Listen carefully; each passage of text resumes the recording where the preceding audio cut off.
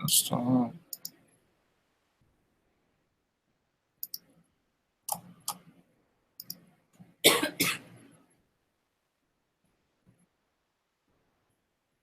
Okay, there we go.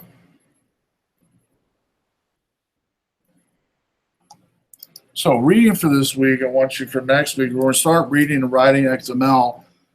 Is a link I found. I like this resource anyway. It's W3 Schools. It's focusing again on XML DOM examples. Go through all these examples this next week on requesting XML, writing XML. We will be using, just because we're writing to a folder, I'll be using my PHP server so you guys can write. You'll send a file to a PHP page in order to write and to read, basically, because JavaScript won't let you write to a server because it's client-side only. And so they had two options. One was there's a Dropbox API where everybody could sign up to a Dropbox account, and there's a JavaScript that you can upload to a folder, but it's kind of slow and I didn't really like it. The PHP is going to be much quicker. So basically, you'll have a function I'll give you with a path in JavaScript. It'll actually be a URL, question mark, an ID, and then the array, your array, and that array will be pushed to the PHP file. And a random file will be created each time. A random file will be created for that list. And so anyway, this will help you kind of refamiliarize yourself with XML again, since we'll be playing with that more next week. This doesn't show you converting array to XML, but I'll do that in class next week. What I really want you to focus on this week, besides the reading, is, and I didn't put any discussion in here and any class discussion, really, because I want us to focus on getting the app almost to where we're ready to read and write to XML here in a few weeks. And so let me show you what I've got on mine, and then I'll show you what I want you to do for your homework this week. It's really just cleaning it up a little bit and having you research and figure out how to do this. It's not going to be real difficult to do, but by this point you should be able to do it, I think. No problem. So I pulled up the final when I was looking at it earlier this weekend, and one of the things we've added to ours that we don't have on this one is two fields. We just have one field in here. We're having two fields in it, but the one field we don't need, we have in ours currently in version 3.1, I believe, is the edit version. I don't want that, so we'll just put we'll have you take that out. We'll go over that in a second. And the add button right now will change to a checkbox, to where it'll go back and forth between the two lists. And you'll notice on the purchase list, which I think we have on ours, something like shopping cart is ours instead of purchased. So the shopping cart, when it goes down there, it'll be checked, meaning it's in the shopping cart. And if you uncheck the add, it'll go back to the shopping list. So basically, let me go over the version we have. This is version 3.2 that you'll be doing this week, where basically you'll add in the price. I've changed that add button to a checkbox, to where it goes back and forth between the two. Now, remove the edit button and just add, left the remove item in there. That's it. Okay.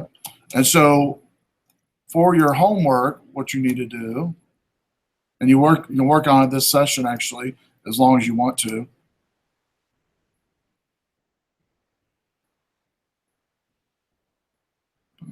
Give you some time to clean it up in class before you go home. I know I don't ever give you time to do that in class. So you'll fork version 3.1, make it version 3.2, remove the edit link, like I just showed you on the example for week 11. Change the add edit button or the add button to a checkbox. Have the checkbox stay checked when it's in the shopping cart area, and unchecked in the shopping list area. And I give the link to the example I just showed you. Submit it when you're done. Challenge is CSS stuff. We're actually going to be doing CSS in 2 weeks, but CSS stuff I want you to begin looking at. The final example CSS file, and at least maybe begin creating the CSS file in Plunker for your app, and kind of maybe play with. The challenge would be taking one tag, like the tag for the P tag, for the checkboxes and buttons and everything, the list, and maybe applying some formatting to that, maybe background formatting or font form, whatever you want to do really. Because on the final one, it's got formatting for the buttons in CSS, and I've got formatting for this little gray box in the CSS. And so this is all, you can look at that CSS and see how I did it and modify it accordingly, however you want to do it. You don't have to have everything I have in here. You can modify however you want it to look, basically. It's up to you. And maybe it's been a while since some of you played with CSS. When you look at my example in the final, you'll notice I put in the CSS div tags are actually in JavaScript as it writes those rows to the list. And so just a matter of creating a div tag in CSS, having that div tag do whatever it is you want it to do, whether it be a background color, whether it be a button color. And, just to remind you, kind of refresh on CSS. CSS applies to every tag, or can apply to every tag in your HTML page, which we've used so far is H1, P tag, but you can add other ones in there like button tag, your own tags, your own div tags. And so you're probably fairly familiar, it's been a while maybe, with CSS. But you can look at the final example one that was used in the Plunker, which I'll bring up real quick here. The CSS on this one. And so you'll notice in the CSS, basic stuff, body, I have in there the type of font,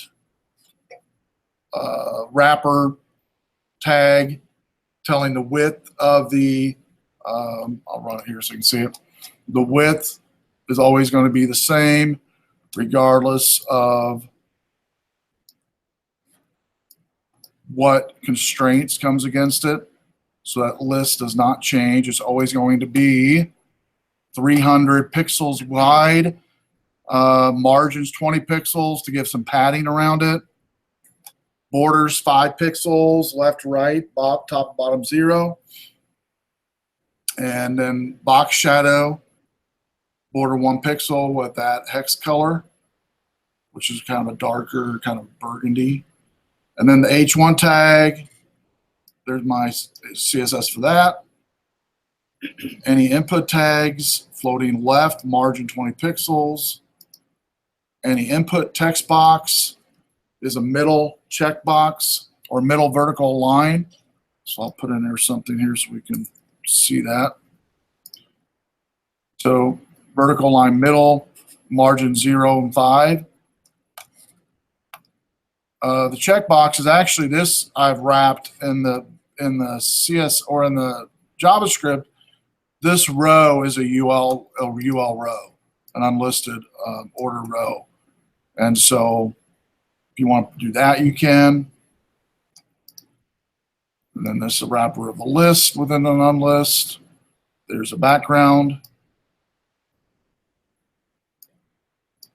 a tag. Font, I have small. Form, everything from border to outline to margin to text to any background image or color. Hover tag for form, a tag for form, delete tag. These are all referring, by the way, getting into the delete, to the actual function in JavaScript, okay? Which you can do that with your CSS tag. Then, because on this one here, when you hover over the delete button here, it changes colors from that dark red to a light red in this hover right here. When it's active, this one right here,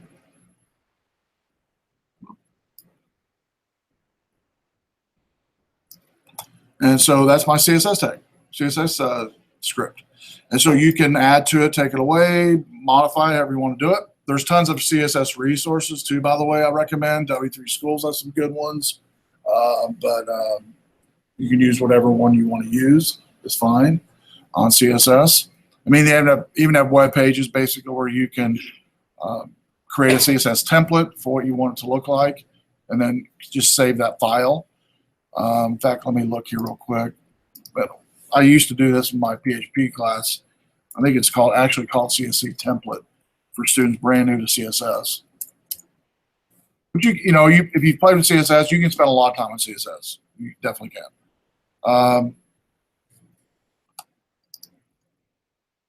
And so it's nice sometimes to get something that meets your need, and then you can tweak it. Let's see. No, not template. It was a wizard.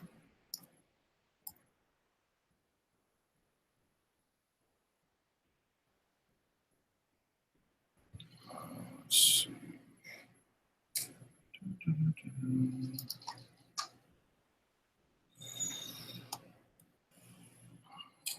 Yeah, this one goes through building a CSS. Starts out with step 1. Here you step 2. You go through the different snippets. You can find different snippets you like and select them. Let's see if I want more here.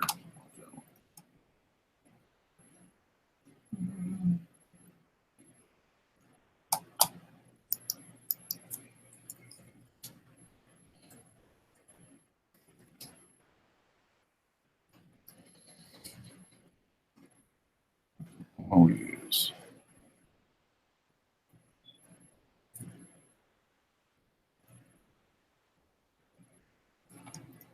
The CSS generator. Yeah, this is the one.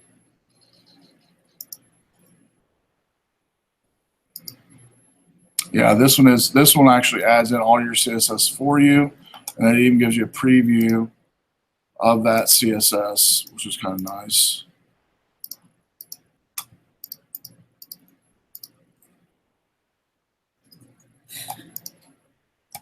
And one I actually liked, it actually had the different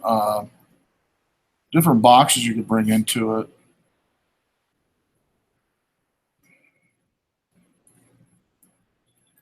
Let's see if I can find it here.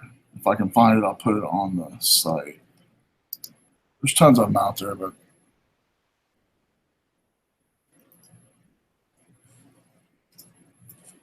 let's see if I can. Let me just go to my website.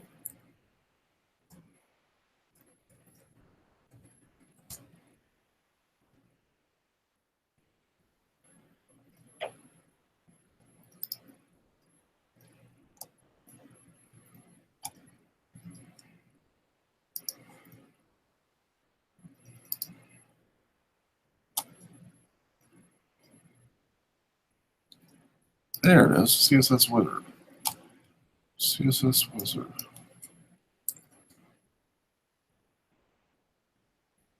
Yeah, so you can, on the wizard one, you can determine your top, left, right columns, main section, and general guide. And if you don't do anything, you just come to this page to see what it does. You click generate page, just what it looks like. It gives a nice CSS example, showing you what, the power of CSS, what it can do. And it even gives you the nice CSS code below here. And then to tweak it, you can just, once you see what it looks like, you can actually go back and tweak the, if you wanted to make, say, the banner image more than that, maybe you want to make it 75 instead of 100. Width is fine there. And then you basically just replace your, when you download everything, it gives you the download for the CSS and the index both, and showing you where the tags are for the that the CSS utilizes. So anyway, I'll post that on our site. It's got a lot of cool templates, I think, that might help you, especially if it's been a while since you've been around CSS or played with CSS. So I'll put the link here. And that's a nice one. So remove edit button, add edit button, or change the edit button to checkbox. Have checkbox stay checked when it's in shopping cart area, unchecked when it's in a shopping list. When you're finished, submit it. The example is I already showed you. Challenge CSS, hiding the shopping cart or shopping list, or maybe getting rid of the shopping list altogether. I'll leave that up to you. If you want to leave it in there, that's fine. The final example doesn't have a shopping list in there at all. It just says purchase down here. And I like shopping cart better than purchase, but we'll leave it a shopping cart. But maybe get rid of shopping list, maybe. Might be a good idea. Well, I'll make that decision, your decision, if you want to keep it or not. And if you not yet added a photo to your site, definitely do that. Updating labels, updating personalization of the page would be awesome. Because this is week 11 and week 12, we're going to be doing the XML read and write the entire time, which is going to be pretty heavy next week. So this week maybe might be a good time to get your site exactly like you want it to look because it's not going to take you too long to get rid of the edit button or to change the button for the add to checkbox, I don't think, and to make sure that it's checked whenever it's in the shopping list or shopping cart. So you should be able to spend a lot of time on the CSS, making the site look good. So spend the rest of the time tonight working on it. At least you get something done with your actual site, and make sure and fork it first before you start working on it.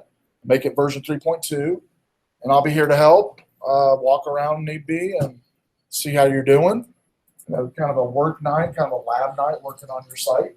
Which I know you don't. Sound good? All right. Get to working on 3.2. Which one? Ooh, good question. It depends on the version. Is that like a version 4? 5S? That's 5S? Okay. I think it's like 350 or 375. That's right. You're just reading pixels, right, for the iPhone 5?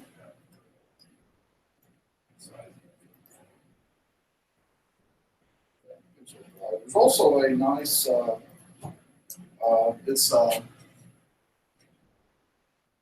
JS file that will auto size your phone or your screen to your phone. I can do that to you. I use that all the time. You just put it in the top header file of your HTML. Let me do that to you. And that might help. I might just put it here in week 11 because I actually just did a mobile phone, a web mobile phone, and I used that code to render on any device, whether it be iPhone or iPad. It worked really nice.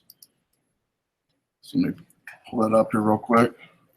Oh, by the way, one of the cool features I just figured out how to do.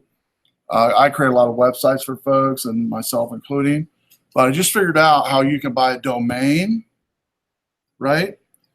And then host the site on Dropbox, totally free. And Dropbox encourages it to do it. And there's thousands and thousands of sites that use Dropbox as a back end. And I'm thinking about doing like a little workshop how to do that, because that would save students, I know, a lot of money. Because hosting, it's not real expensive, but might not have $300 extra a year or $20 extra a month. And what's great about Dropbox is once you change the Dropbox code on any device and you sync it, it updates your live site. So you can work on a dev site on your laptop when you're ready and it looks good and you like it, publish it, no FTPing anymore. It goes right to your site immediately. And so thinking about doing that, but that's a really probably the last 3 or 4 websites I've done. I've used Dropbox as the back end of the majority of the site. It's worked out pretty good. Not Dropbox, I'm sorry, GitHub. I said Dropbox. using GitHub as a back end of the site. Have you guys heard of that? Did you know it could do that? Okay. I mean, I know it created like sites for my repositories, but I've never actually used it for a site, for a live production site. It works really nice. With all these up here, the ones that are like this, this aqua aerobic one, it's a live site.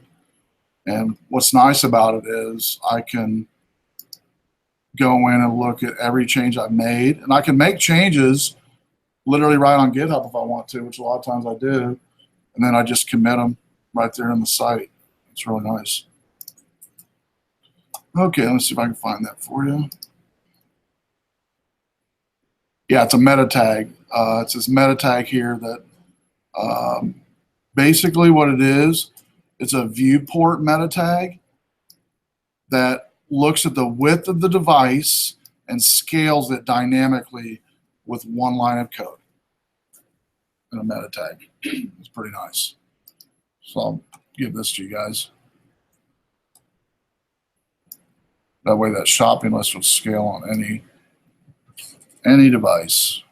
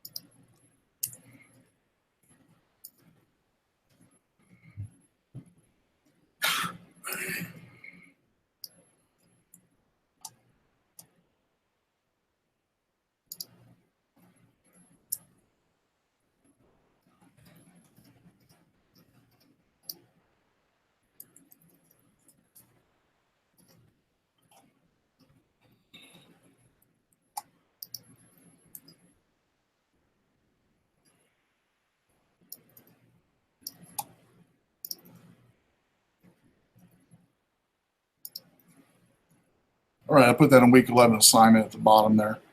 Is that code for the rendering of the web page to fit any device.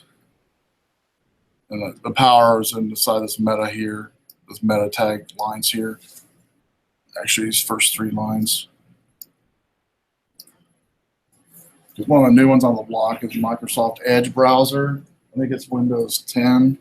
You have to put that line in there to render properly for Windows 10 Edge, which I guess is the name of the IE browser for Windows 10. For any for mobile or what desktop laptop.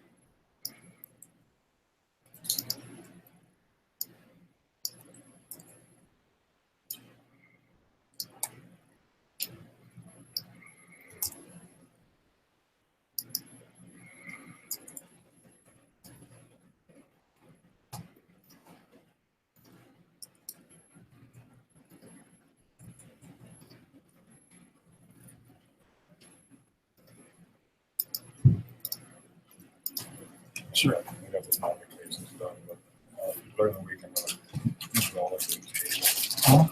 But I've got a meeting. Oh, no, you're fine. Go for it. Yeah. Yeah, you guys can head out whenever you want to. You don't have to stay. No, you're good. Just keep working at it. If you have any questions, shoot me an email. I'm more than glad to help you. Okay. And we'll see you tomorrow night. Okay. Right.